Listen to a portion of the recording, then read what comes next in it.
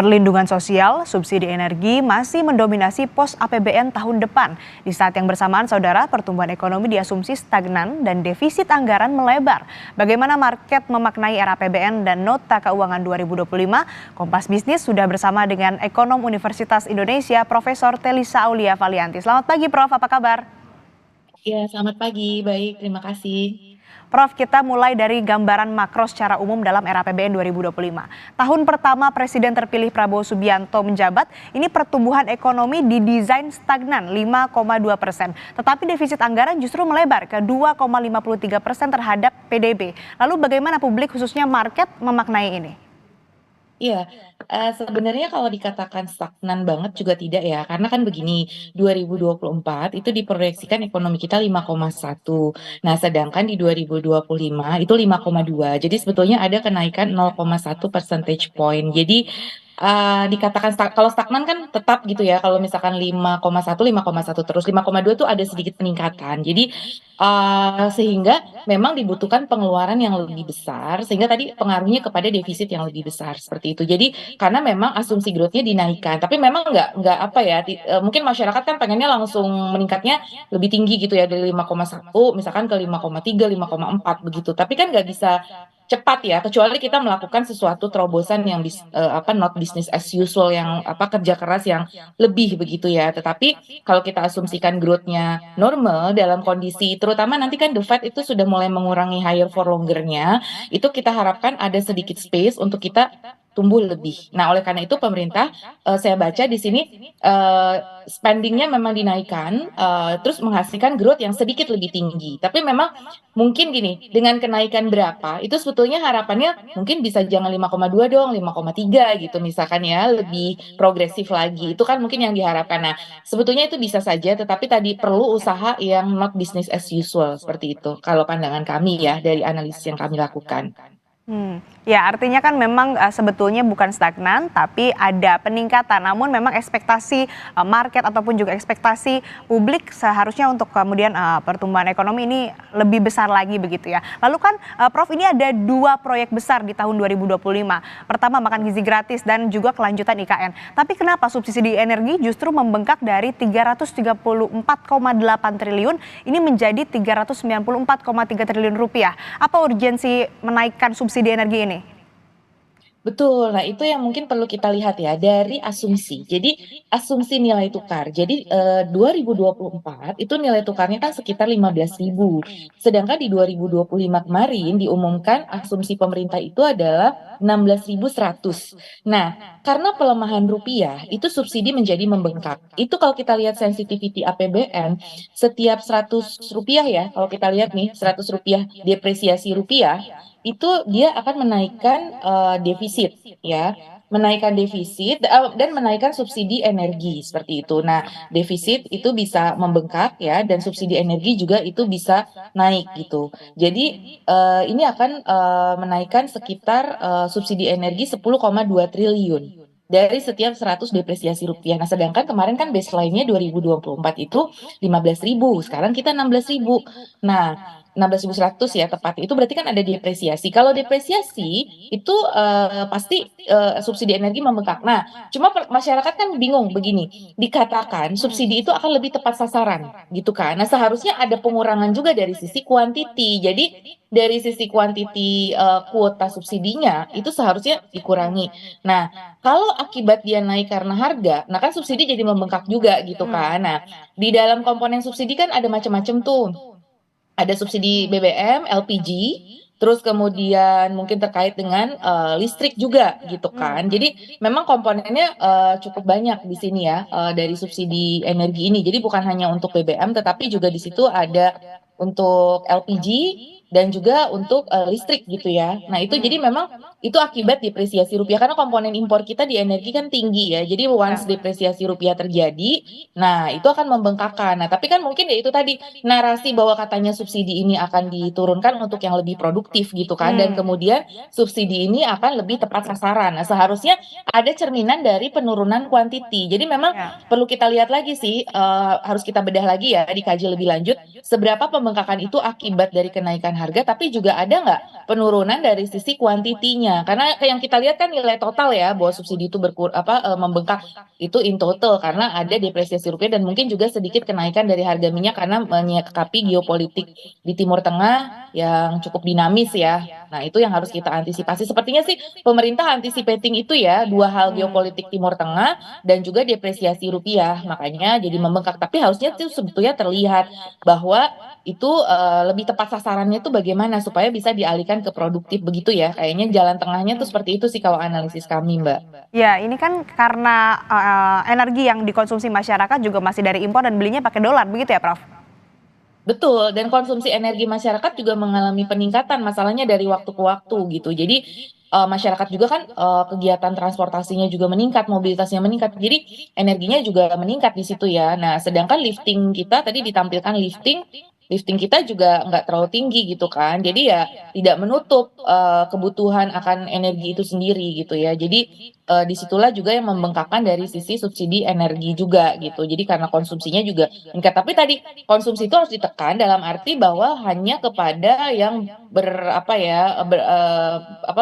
terhadap subsidi itu gitu kan. Makanya nanti akan menggunakan aplikasi lebih banyak dan seterusnya nanti di lapangan gitu. Itu juga yang kita harapkan subsidi itu betul-betul tepat sasaran dan nanti bisa kita alihkan terutama untuk ke energi terbarukan ya. Kita kan katanya mau shifting ke ekonomi hijau. Nah, seharusnya subsidi energi ini bukan hanya untuk fossil fuel ya, tetapi juga untuk pengembangan EBT ya. Bagaimana pengembangan biodiesel, bagaimana mengembangkan solar panel, bagaimana mengembangkan hidrogen dan EV. Jadi itu harus sesuai gitu narasi itu bahwa kita akan lebih ke ekonomi hijau gitu. Makanya mungkin penjelasan lebih detail karena kan Bu Menteri tadi menyampaikan ini kita masih pos-pos besar. Jadi Hmm. kita belum lihat lagi nih secara lebih detail lagi gitu. Nah, karena memberikan ruang kepada pemerintah baru untuk mendefinisikan apa sih yang disubsidi energi membengkak itu, apa komponen-komponennya dan bisa menjelaskan kenapa ini naik, kenapa ini turun gitu. Jadi kita belum bisa menilai secara utuh ya, karena belum melihat secara komposisi detailnya seperti itu. Ya, secara komposisi spesifik ini kan memang belum bisa kita lihat ditentukan karena masih baru pos-pos secara besar begitu ya. Nah, kita juga akan Betul. bahas Prof soal pembiayaan utang tahun depan. Nah, ini menarik juga tapi kita akan bahas saat lagi usai jeda. Tetap di Kompas Bisnis.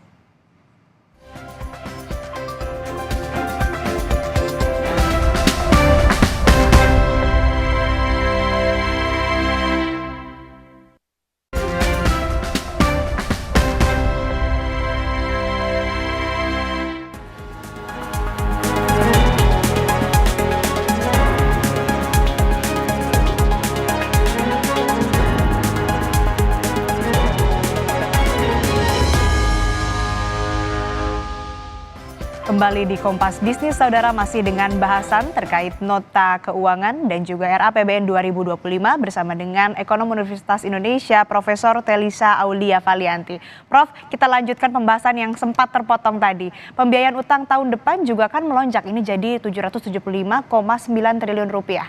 Naik signifikan dari posisi target tahun ini, yaitu 522,8 triliun rupiah. Bagaimana kemudian memastikan bahwa lonjakan utang ini tetap prudent, kredibel, dan yang penting punya daya dorong terhadap pertumbuhan ekonomi? Betul, kata kunci bahwa utang itu harus digunakan secara produktif itu sangat penting untuk menjaga yang disebut sebagai sustainability fiskal.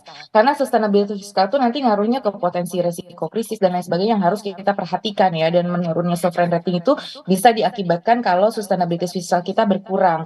Kalau analisis kami, jadi kuncinya adalah menjaga fiskal disiplin ya. Jadi kami mengapresiasi sih sebetulnya pemerintah juga memang utang meningkat, tapi tetap kita menjaga disiplin fiskal itu ya, rule of the game dari disiplin fiskal itu harus tetap terjaga. Nah, jadi yang harus kita lihat itu bagaimana utang menciptakan produktivitas ya, bagaimana pembiayaan utang itu disalurkan kepada sektor-sektor yang produktif, itu yang harus dipastikan. Jadi memang ada yang untuk perlinsos. Perlinsosnya mungkin perlu dievaluasi lagi betul-betul kepada peningkatan rentan. Nah, kita juga harus punya program-program yang meningkatkan produktivitas itu apa? Nah, seperti kartu prakerja, mungkin itu seharusnya ditingkatkan ya, tapi ataupun upskilling dan reskilling dari tenaga kerja kita. Jadi tenaga kerja itu harus penting karena menciptakan lapangan kerja juga. Jadi bagaimana mematchkan antara dunia usaha sekarang butuhnya apa dengan lapangan kerjanya. Nah, itu ada nggak program-program APBN untuk ke arah sana Nah, jadi bukan hanya perlinsos. Di sini kan yang ditonjolkan lebih ke tadi ya perlindungan sosial. Nah, Hmm, makan bergizi gratis atau MBG itu sebetulnya diarahkan untuk meningkatkan produktivitas anak-anak sekolah ya. Jadi supaya mereka pendidikan baik dan sehingga masa depannya lebih baik. Nah, tapi perlu juga dong program-program untuk meningkatkan upskilling dan reskilling ini. Jadi keterampilan tenaga kerja itu dibutuhkan dan bagaimana meningkatnya ketersediaan lapangan kerja itu supaya hmm, tadi cicilan utangnya nanti bisa kita bayar gitu. Karena kan suatu saat utang ini harus hmm, kita bayar kan dalam bentuk hmm, peningkatan pajak di masa yang akan datang atau peningkatan dari pertumbuhan ekonomi sehingga pendapatan negara nanti bisa baik. meningkat untuk menutup pajak tersebut. Juga bisa meningkatkan ekspor karena ekspor menghasilkan devisa untuk bayar utang luar negeri itu pakai dolar. Nah, kita harus menghasilkan kegiatan-kegiatan yang bisa mendorong produktivitas Baik, ekspor terutama dan kemudian baik, bisa Prof. menghasilkan dolar tadi gitu untuk membayar utang-utang Hmm, tadi. Prinsipnya sederhana seperti mengelola ekonomi rumah tangga misalkan ya hmm, seperti itu. Jadi ya kita baik. harus produktif utangnya. Kalau utangnya lebih banyak komposisinya untuk yang konsumtif ya Hmm, dikhawatirkan nanti mengganggu tadi fiscal sustainability gitu. Jadi itu hmm, yang harus kita jaga sih. Dan hmm, komunikasi juga ke investor bahwa hmm, ya walau bagaimanapun kan Indonesia saving investment gap masih negatif ya, butuh capital hmm, inflow. Nah, bagaimana investor yakin bahwa kita tetap mengelola fiskal kita dengan prudent? Karena selama ini Indonesia tuh baik. dikenal cukup disiplin dalam membayar utang di Oke. mata investor. Kita kan sering berdiskusi juga ya. Jadi yang mereka inginkan di dalam pemerintahan yang akan datang, konsistensi untuk menjaga cicilan kepada investor tepat waktu atau cicilan kepada pemegang obligasi negara kita itu tepat waktu, itu yang sangat diharapkan seperti itu. Baik, intinya kan utang ini harus mendapatkan produktivitas juga. Dan ya, tadi yang penting ini harus menjaga disiplin fiskal begitu ya Prof. Nah dengan target pertumbuhan ekonomi 5,2%, apakah Anda melihat grand design yang mendukung dunia usaha Prof? Karena kan di satu sisi target pajak juga naik. Betul, ya grand design itu harus ada ya. Jadi, kerangka ataupun framework yang terintegrasi. Jadi tidak sendiri-sendiri ya, antar kementerian lembaga dengan ego sektoralnya. Kita harapkan bahwa ego sektoral itu bisa dikurangi dan sinkronisasi kebijakan nanti semakin harmonis termasuk, pentahelix ya dengan dunia usaha. Jadi bagaimana dunia usaha ini juga, dilibatkan dalam setiap pengambilan kebijakan. Jadi sebetulnya waktu UU CK kan juga itu, adalah, harapan dari para dunia usaha juga ya, yang memberikan banyak masukan pada misalkan pada UU CK. Nah, nanti grand design-nya itu apa sih, sektor apa yang mau didorong secara prioritas misalkan. Nah, kemudian pajak-pajaknya pun mendukung ke arah sana. Nah, kita lihat, oke pendapatan negara itu memang harus meningkat, karena kan tadi kita nggak mau utang terlalu membengkak juga dan bisa membiayai pengeluaran yang semakin meningkat itu. Nah, Hmm, pengeluarannya tapi diharapkan juga ada yang bentuknya tax expenditure ya, insentif untuk dunia usaha sendiri, tapi insentif yang tepat gitu. Jadi insentif yang bukan menciptakan moral hazard ya. Kalau terlalu banyak insentif juga tapi menimbulkan moral hazard kan itu tidak bagus juga. Jadi hmm. artinya dari sisi perpajakan misalkan bagaimana kebijakan Oke terkait Prof. dengan nanti ke depan misalkan nih pajak karbon, cukai untuk sejumlah industri yang sedang diwacanakan gitu kan. Terus Hmm, kemudian PPN. Nah, ini kan juga semua akan berpengaruh gitu ke konsumen juga ke dunia usaha. Nah, itu harus apa ya, sinkron gitu, yang mana dulu sih? Nah, kalau bisa yang kita potong-potong itu ya adalah atau yang kita pajaki terlebih dahulu tuh sektor yang banyak lemaknya ya, istilahnya hmm, gitu, istilah sederhana. Yang lemaknya itu artinya mereka yang, cukup ruangnya masih baik, luas, kemudian tax avoidance atau tax evasion-nya masih tinggi. Nah, itu yang kita dorong misalkan dari sisi perpajakan gitu. Jadi baik Prof. jangan yang kemudian sektor-sektor yang terkait dengan rakyat banyak, yang kemudian itu bisa mengurangi daya beli, terutama misalkan masyarakat kelas menengah. Jadi kita juga ya ingin ada review lah. Oke, Hmm, PPN itu memang in the long run harus ditingkatkan terus karena kita masih di bawah rata-rata oke, ASEAN, tapi kondisinya tepat tidak baik dalam Prof. kondisi misalkan sekarang daya beli masyarakat sedang melemah begitu. Itu Hmm, kan nanti akan fire back ke dunia usaha juga. Kalau daya betul. beli masyarakat melemah, demand terhadap usaha kan turun, sejumlah penjualan mobil turun, kita udah dengar penjualan semen juga cukup stagnan gitu kan. Nah, itu Hmm, dunia usaha akan terpengaruh juga gitu. iya, oke. Nah, itu oleh karena itu perlu grand design tadi ya. Jadi saya selalu bilang kita perlu grand design sebetulnya seperti apa, kita bikin dashboard sama-sama, kita Baik, lihat, kemudian kita bikin policy yang tepat mencari win-win solution seperti apa gitu. Karena memang banyak oke. challenge di situ, banyak trade off ya di tengah kondisi yang banyak Oke tekanan Prof. ini gitu. Oke, terakhir Prof singkat saja terkait reshuffle kemarin. Ini bisa kita simpulkan nggak dari reshuffle kemarin ini tidak berdampak pada ekonomi? Karena kan banyak yang bilang pertumbuhan ekonomi saat ini juga autopilot gitu. Iya, kita berharap ya, ini ya kita mengapresiasi lah, pasti ada langkah-langkah yang dilakukan gitu ya, baik secara untuk mendukung stabilitas politik dan lain sebagainya. Selama reshuffle itu kemudian tidak menciptakan blur baru dalam kebijakan ya, policy-policy uncertainty. Jadi kita berharap justru dengan reshuffle ini, policy semakin certain bahwa kita akan menuju pada grand design sama-sama yang lebih baik gitu.